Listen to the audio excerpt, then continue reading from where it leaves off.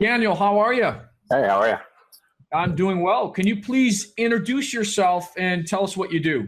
Yeah, of course. I'm Daniel Saynt. I'm the co-founder and CEO of Socialyte.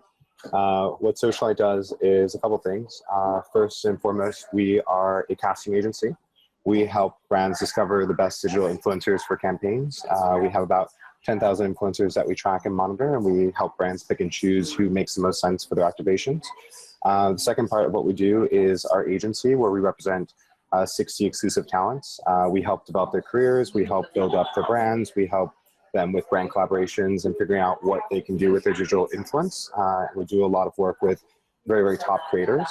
And the third part of what we do is focus around technology and our relationship with media brands, where we work with a number of media brands on various activations and help them figure out the best way to work with influencers and the best way to build out campaigns for brands that are looking to work with influencers. Okay, and so when you're doing an influencer campaign, your first meeting with the client, how do you determine the best way to work with the client and the influencers? How are you putting together that kind of campaign? Yeah, I mean, the first thing we do is that we ask the brand for their KPIs, or what are their key performance indicators for this campaign. A lot of brands are different. You know, some brands are looking to increase their Instagram following or increase their social following. Some brands are looking to have really great content on those profiles. Some brands are looking for a brand ambassador who can be the face of a national campaign, stuff like that. So once we identify exactly what the brand is looking for, we start going through a casting process. And the brand will work with one of our casting directors to figure out who are the best talents to fit what the brand is trying to accomplish and do. The casting director will provide a number of information points on the influencer, their following, their fan base, their engagement levels, previous brand collaborations, previous press, just basically anything that can help them really figure out exactly how to work with that talent. And then we basically put together a program. So we lay out exactly what the influencer will do for the program. We help negotiate costs and make sure that we get talent at a rate that makes sense for the brand. And then we come back and we execute and deliver on that campaign, making sure that any product deliveries are taken care of, any travel deliveries are taken care of, basically anything that the brand needs is taken care of. Okay, great. And so when you have influencers, and you're talking to them about the brand itself, what are you focusing on in terms of channels? Do you have a channel of choice? Does it depend on the brand? Does it depend on the objectives? How do you determine what influencers on what channel? So a lot of determining which influencer on which channel comes in from the brand side. So if the brand is looking to do a campaign that is Snapchat focused, then we are obviously looking for influencers who are big on that channel. If they're looking for something that's more Instagram focused or more visually focused, then they're looking for things there. It really comes down to understanding what the brand is looking for, and then going through a database of talents and saying here's who makes sense for this. And here's who's going to deliver the most value for this campaign. Okay. And do you have kind of a minimum price that you start at, or is it just whatever the brand wants to pay, depending on the budget? I mean, we try not to take on any campaigns that are below 5,000 as a starting point, just because it does require a lot of work to find, discover, and choose the best possible talents. We've been really, really fortunate, unlike some of the other, influencer to brand platforms that are out there, we only focus in on the top 1% of influencers. So we really only work with the top talents that are out there. This tends to be a lot of celebrities, a lot of musicians, a lot of people who are, talents that other people just don't have access to. And because of that, we kind of set minimums. But if a brand came to us and, had a smaller budget, then we can make it work. It's more a matter of just keeping their expectations at a place where they know what value they're going to get. And usually 5,000 is a good amount to get some good value from the influencers and actually drive some of those things that they're trying to do. Okay. And do you have a preferred platform for conversions? Let's say somebody's selling a tech product. Is there a preferred platform you have for selling a tech product where you want conversions? Yeah, I mean, if you're looking at specific types of products, there's obviously platforms that make more sense. Snapchat tends to have a much younger audience, so we wouldn't want to push alcohol brands as much through those channels. It makes a little bit more sense for us to push that through Instagram or through channels where the audience is a little bit more mature. If we are, working with a younger brand, a more contemporary brand, or something that has more mass appeal, we tend to go for YouTubers because they have a broader reach of audience and they have the ability to really push that audience to purchase things that are at like $100 price point or lower. If we're doing anything with beauty, YouTube and Instagram seems to make the most sense because there's an ability to really showcase tutorials and really showcase how to use the product. When we're coming with tech, obviously I think the one piece that makes the most sense is identifying whether it's a women's tech product or men's tech product. If it's a more women's focused tech product, it tends to be something where an item is styled. So they're looking for fashion influencers, they're looking for lifestyle influencers who can really make that piece shine and create those editorials that are going to get people excited about it, and also create content that the brands themselves can reuse. So we would tend to follow and find those type of people to work with a brand like that. If we're dealing with men's tech, and it's really more focused on, let's say, specifications and things that are a little bit more granular as to what the specific product does, we tend to go with tech influencers or science influencers or lifestyle influencers who really focus on a wide range of things versus going with a fashion influencer or something like that. Okay, and then when you talk about calls to action or conversions, are there specific things that you'll have those influencers do in a YouTube video or on Facebook or on Twitter or wherever, channel you're focused on? Yeah, I think for us, we always pay attention to the amount of purchase intent clicks that we can produce for a brand. And this is the actual, click-throughs that go to the brand page that actually look for discovery, that actually look to buy those items. In order to produce as many of those as possible, when we're working with an influencer on Instagram, we will encourage profile link takeovers. So in their Instagram post, they'll let their audience know, click on the link in my profile to purchase and find this item. For YouTuber, we would do in-video placements. So there would be in-video links that would appear as the product's being featured, as well as links within the description that would link back to the product and let people know. For blog posts, obviously links in the blog posts are important. For Twitter, direct links to the product are important. We really just try to figure out exactly what the brand wants to do and how they want to convert that, reader or fan or follower. And then we make sure that we provide the right way for that to happen, which is, doing these takeovers and doing these profile link controls where we can say exactly where people are going. Okay. And what do you say to people that say that influencer marketing is kind of bunk, or it's going to be, it's just a flash in the pan, versus, other people that say, well, just run Facebook ads or YouTube ads in front of those influencer videos or posts on Facebook, if they're using Facebook, or now even Instagram. What do you say to those people? Well, I think there's a lot to consider within the influencer space that a lot of people haven't seen progress or grow to. I was a fashion blogger for 12 years, so I've kind of been in the influencer space for a long period of time before starting Socialyte.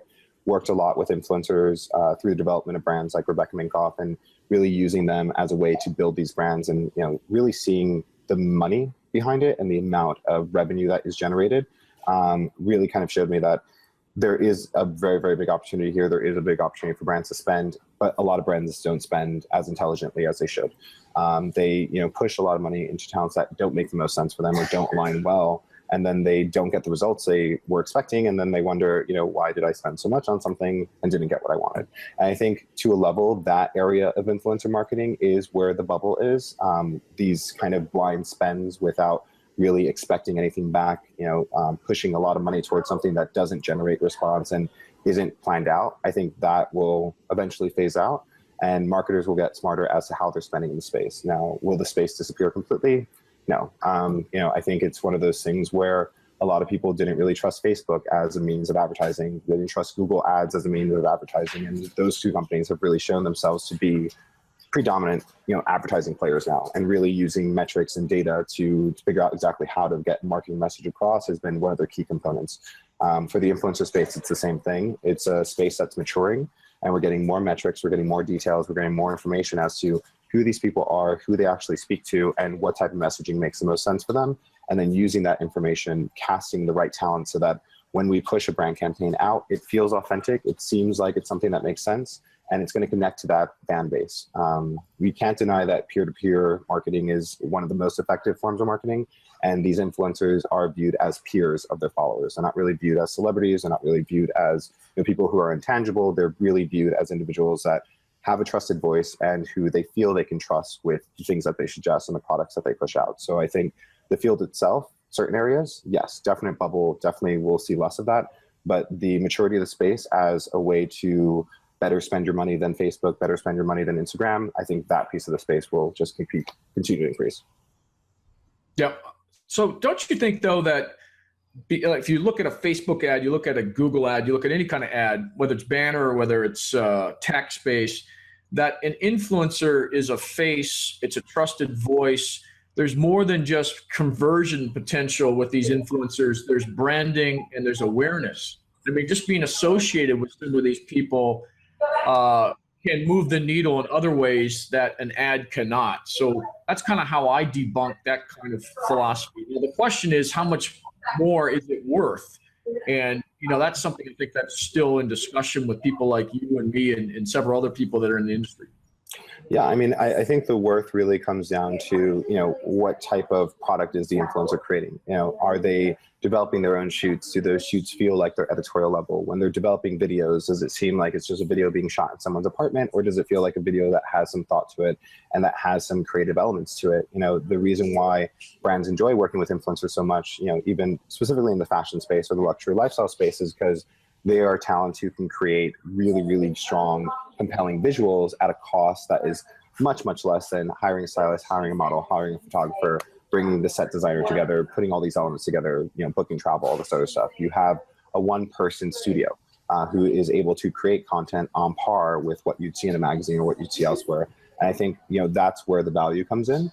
And if you are just looking at influencer spend as solely a metric conversion type thing, you're not going to spend wisely, and you're not going to get, you know, the same type of response as if you look at it from the standpoint of, we need to create compelling content and we need content creators with an accurate voice and a true authentic voice on social to do that for us. So let's work with them. Oh, there's the added bonus that we sold out a product. That's great too.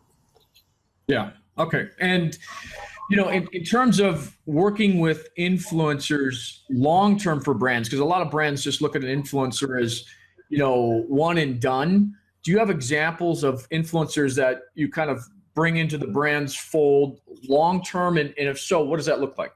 Yeah, of course. We actually just recently worked out a program with L'Oreal for Wendy from Wendy's Lookbook, where she is kind of a L'Oreal brand ambassador. And we're starting to see more of those programs come about, you know, as these influencers reach the 1 million, 2 million, 5 million mark, and they're really speaking to these larger audiences that are comparable with the magazines or the publications that are out there. You're seeing brands wanting to spend more wisely. And they ask the question of, it doesn't make sense for me to spend $10,000 once and possibly get an Instagram blog post and, you know, a quick little shout out, or do I spend over the course of a year and now I have a brand ambassador program? This influencer is now appearing in my ads. This influencer is now hosting events at my shops or at my stores. This influencer is now a part of something bigger for the brand itself. And I think the brands that are spending that way are actually spending a little bit more wisely. Again, that's not the only piece of their influencer strategy that they should consider. There's a lot more to consider, but we're seeing more and more of those deals. We actually are working on a deal right now for a brand ambassador program for a pretty high-end watch brand at about $250,000 for a single influencer to be the dedicated brand ambassador for that watch brand, which means they're not going to wear any other watches, and they kind of are getting that commitment. So those celebrity level brand ambassador type programs are becoming more and more commonplace in the influencer space. And we're seeing huge potential of growth in terms of how much these talents can make, but also how well connected and how well entrenched they are with the brand itself. We actually have a couple more announcements coming out soon with brands actually designing collections with influencers where they'll become kind of the face of the specific collection, but also continue to develop stuff. So we're really excited about that. It's been really, really helpful for us to kind of see where the space goes, but also to do that a little bit more. Okay, excellent. So one of my last questions is, where do you see the space going? So if you got influencer marketing today, you know, they're representing brands, they're getting conversions, they're driving awareness to becoming ambassadors. You know, let's talk 2 years from now. What are you and I going to be talking about in the influencer marketing space? Well, I think, you know, specifically within our world, which is kind of fashion, beauty, and luxury lifestyle, there's always a desire for fresh and new. I think what the initial influencers did was set a course for how to grow and how to get noticed. And I think a lot of people are following suit. So we're going to see a marketplace where there are many, many more options. There's a lot more influencers competing for the business from the brands. Brands are being given a lot of options in terms of who they can work with, and that's going to drive some of the pricing down. So I think in 2 years, it's going to be, larger budgets that are invested into it, but the budgets are getting split up amongst a larger group of influencers and a larger group of talents. And you're going to see more diversified campaigns, which hit specific verticals that the brand might not be considering. I think we're starting to see brands kind of push money into non-traditional influencers. So they're asking us for restaurateurs who have really good following, or they're asking us for entrepreneurs who, have this good fan base. They're starting to ask for, dancers and musicians, and now they're looking to us to find models for them, even though traditionally you wouldn't come to an influencer agency to find models. And I think that's where brands are getting creative. They're saying, we now have a good portion of our budget that can go into this. How do we create a true look and feel for a brand through multiple influencers, through multiple, ambassadors? And how do we do that effectively? There isn't really a best way of doing that right now. It's kind of, working with agencies like us, or, kind of going out there and try finding it yourself and trying to negotiate all that. And I think that's where our strength will be, in being able to say, okay, here's the portfolio of talents in any single little niche vertical that you might consider. Here's how we work with them. Here's how we get this to be something that drives those responses that you want. And I feel complicated campaigns like that are going to become more and more the norm, versus how it's been before, where it's like, I just want to spend on one person. It's going to be, yes, you have your key high-level influencers who are kind of those people that are out there and doing a little bit more for your brand, but then you have this entire other group of micro influencers who are really, really pushing out there and really driving the metrics. And the combination of the two is going to be a lot more effective for brands than just doing one or the other. Okay, great. Is there anything I didn't ask that I should have asked? Anything I don't know. I don't know. Normally people ask, like, how much can an influencer make, or, what are some of the best examples? You usually get a lot of questions about, like, which are, like, the biggest campaigns and stuff like that. Well, what's the most relevant and recent campaign that you're really proud of that, obviously an influencer participated in? Well, we do a big campaign with Vanity Fair every year called Campaign Hollywood. It's the lead up to the big Oscar party. So we brought on 5 influencer ambassadors who work with 5 of the key brands through that campaign, and produced original editorials throughout LA connected to different movies. I think the quality of content that came out of that was so amazing and so great that, it got us, Fiat coming back to us to work with us again on developing more content for them. I think things like that, where people really notice and pay attention to it and it resonates so well, are really, really important for us. We have other campaigns that have been really successful, where we will do something with multi-influencers at one time, kind of doing 50 to 100 influencers, taking over their Instagram feed, having them feature specific products, and then kind of making the feed itself fill up with all this available content, so that almost like you really can't escape specific items. If you're following one influencer, you're probably following others. So you start noticing and seeing it. And that campaign in particular drove a huge response, sold out a product multiple times, shut down the website of the brand multiple times. And a lot of those influencers who posted it, didn't even link back to the brand itself, but still people were able to find it, discover it, and go and get those items. So I think things like that, where we really shift the social conversation by just working with a good amount of influencers, is really key. I especially love a campaign that we did during Black Friday for Abercrombie, where we had 100 influencers wearing specific items from Abercrombie. They basically triggered tweet responses, and we had 32,000 Twitter responses. And Abercrombie, without spending with Twitter, was able to be on the top of the trending topic for Black Friday and Cyber Monday for the whole weekend. So they got a huge amount of original response, and we now have the ability to control trending topics. Like, if we really wanted to, and the brand came to us and said, how do we make this happen? How do we make this be something that is on the top of Facebook or on the top of Twitter?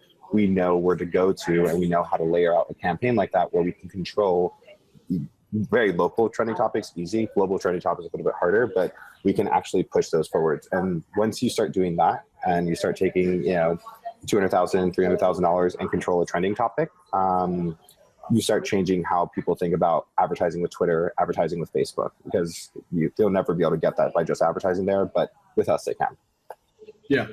Okay, so I think this concludes our discussion. will you send me the links to all the campaigns that you just talked about so that we can post them for people to kind of check out themselves? Yeah, definitely. No problem.